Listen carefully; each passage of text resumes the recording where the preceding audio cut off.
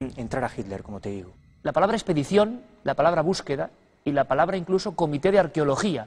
Los nazis moviéndose por el mundo buscando lo que hablábamos antes, objetos de poder. ¿Esta gente hasta dónde llegó? Vamos a descubrirlo.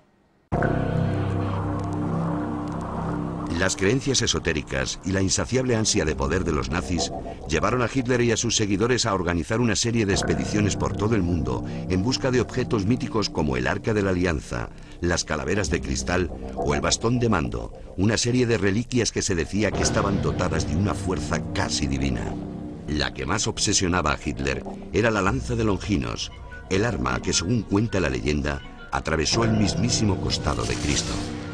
Este es un aspecto muy intrigante que conocemos gracias a las investigaciones de un ex jefe de comandos del ejército británico que varias décadas después de la guerra contó esta historia, que pudo conocer directamente de manos de un testigo directo.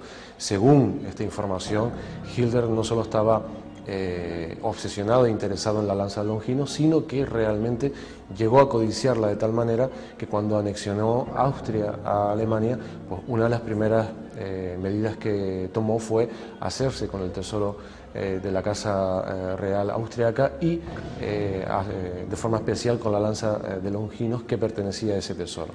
Según parece, según estas informaciones, Hitler conoció la historia de la lanza y de los poderes teóricamente asociados a la misma durante su juventud, durante su estancia en Viena, y le fascinó la idea de que algunos gobernantes, de algunos grandes estadistas y personajes de la historia como Carlomagno, por ejemplo, o Carlos Martel o Federico Barbarroja, hubieran tenido esta lanza en su poder y la hubiesen llevado o usado como un talismán en sus batallas. Lógicamente, en aquel momento en su juventud, Hitler pensó que él algún día llegaría a dominar los destinos de Alemania y que este objeto, la lanza de Longinos, le dotaría de cierto poder para lograr esos objetivos. Hitler no paró hasta tener en su poder la prodigiosa lanza, a la que creía ligada al destino del movimiento nazi. Finalmente, la ocultó en un búnker en Nuremberg, la sede espiritual del nazismo, allí donde se celebraban sus espectaculares desfiles de antorchas.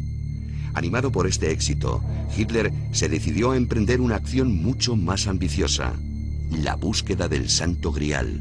Bueno, el Grial fue una de las reliquias que más obsesionó a Himmler en concreto y ordenó varias expediciones dentro de las SS para que buscaran, para que localizaran el Grial en diferentes puntos de Europa. Sabemos que estuvieron en Francia, comandados por el oficial de las SS Otto Rahn, y sabemos también que siguieron su pista en algunas regiones de Cataluña, concretamente en Montserrat. Al parecer hicieron algunas indagaciones. Hay un dato muy interesante, y es que durante la visita de Himmler a España, uno de los lugares que no pudo evitar conocer fue precisamente el monasterio de Montserrat, y allí se interesó precisamente por documentos y por textos que están vinculados con la leyenda del Grial. Hitler encargó esta tarea personalmente al comandante supremo de las SS, Heinrich Himmler, quien inició una serie de viajes que le llevaron primero al sur de Francia y finalmente a España. Daba la impresión de que nuestro país podría ocultar en algún lugar la reliquia más preciada del cristianismo.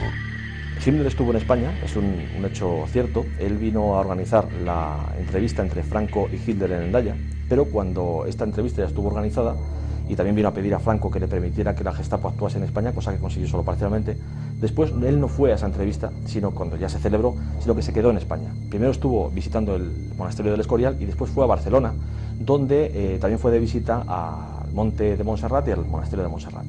Quizá estaba buscando el Santo Grial, es lo que se ha apuntado. ¿Y por qué? Porque hay unas leyendas, las leyendas artúricas, que dicen que el Santo Grial estaba o se custodiaba en el monasterio mítico de Montsalvat, que para muchos era el monasterio cátaro de Montsegur, pero para otros muchos en realidad estaba centrado en Montserrat. Entre ellos, por ejemplo, el músico Richard Wagner. Que Himmler encontrase allí algo o no encontrase nada, pues la verdad es que no lo sabemos. Desde luego Franco no le puso ningún impedimento, y esto quizá nos hace pensar también en una práctica habitual en Franco, que era permitir a los demás hacer las cosas y no darles información cuando él sabía ya que a lo mejor allí no iba a encontrar nada. Quizá porque Franco sabía dónde estaba esa reliquia o porque no creía que existiera. También queda un poco en la fantasía. Durante todo su imperio del terror, los nazis continuaron buscando objetos místicos con los que cumplir sus delirios de grandeza. Algunos apuntan a San Juan de la Peña, lugar donde muchos ubicaban la copa de la Última Cena y las entrañas de Toledo, donde seguían la pista de la mítica Mesa del Rey Salomón. Han pasado muchos años y a día de hoy resulta imposible saber si estas pesquisas tuvieron algún resultado positivo. Hay quien afirma que realmente alcanzaron algunos objetivos, sin embargo, otros estudiosos lo descartan por completo. Sea como fuere, el resultado de esas investigaciones por todo el mundo sigue siendo uno de los cientos de secretos que Hitler y los suyos se llevaron a la tumba.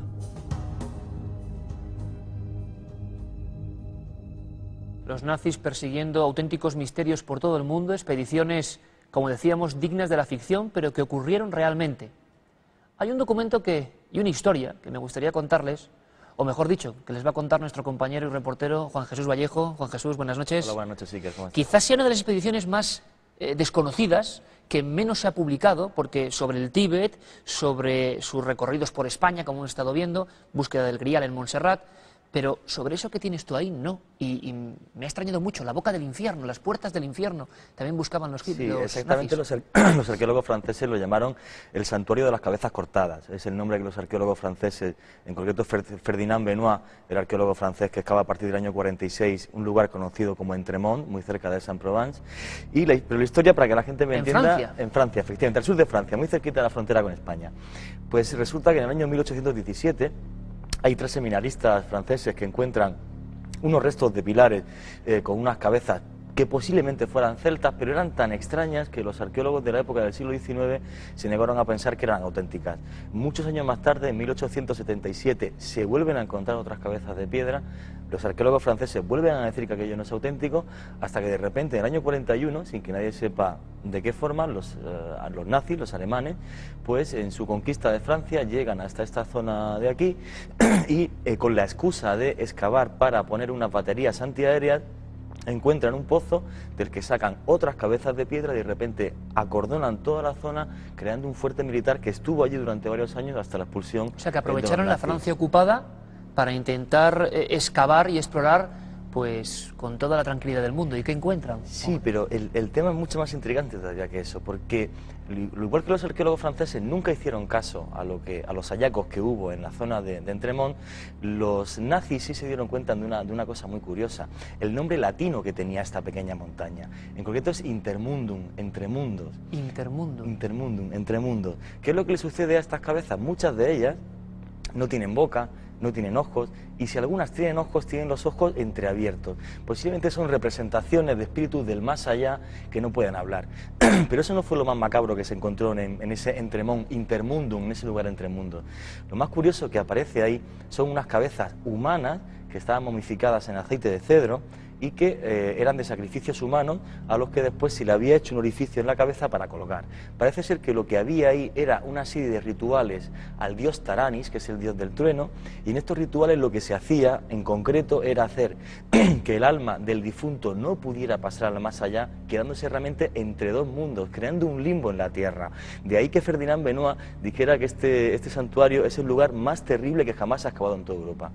Sorprendente, Juan Jesús, seguiremos investigando porque es una expedición completamente desconocida. Es una parte oculta del nazismo que lo que viene a poner en boga, digamos, es que Hitler no solamente buscó objetos de poder, sino rituales con los que él pensaba que podía dominar el mundo. O sea, rituales que hacían que, por ejemplo, el alma de los guerreros que él tenía enfrente no pudieran ir al más allá o adueñarse de sus almas, o por ejemplo, como intentó en el Tíbet, conseguir una copia del Talanchakra del guerrero, que era una ceremonia que el Dalai Lama hacía para que los soldados fueran invencibles. Para terminar, José, de las expediciones efectuadas por los nazis en el mundo o centrándonos en España, ¿a ti cuál es la que más te impresiona? Creo que la de Montserrat es algo increíble, ¿no? Montserrat, cerca de Barcelona, se dio algo realmente increíble.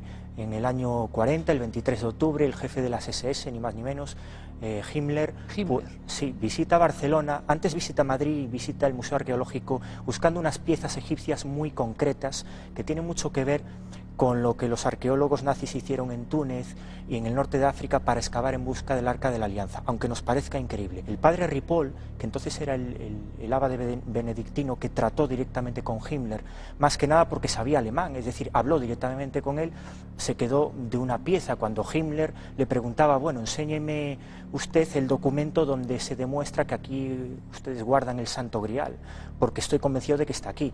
Cuando subieron cogieron el teleférico y subieron al Puig, a la cima más alta de Montserrat, y bueno, los falangistas de la época vieron que Himmler se ponía por allí como un loco, a buscar entre los matorrales pues algo, pues es increíble, pero sucedió. Es decir, como te digo, Iker, es que esta gente realmente creía que todos estos sitios mágicos, estos lugares de poder, estaban asociados a esos objetos poderosos, y que esos objetos poderosos no solo podían encontrarlos, sino que podían usarlos, desgraciadamente, para todo el movimiento pues que asoló toda Europa en la Segunda Guerra Mundial.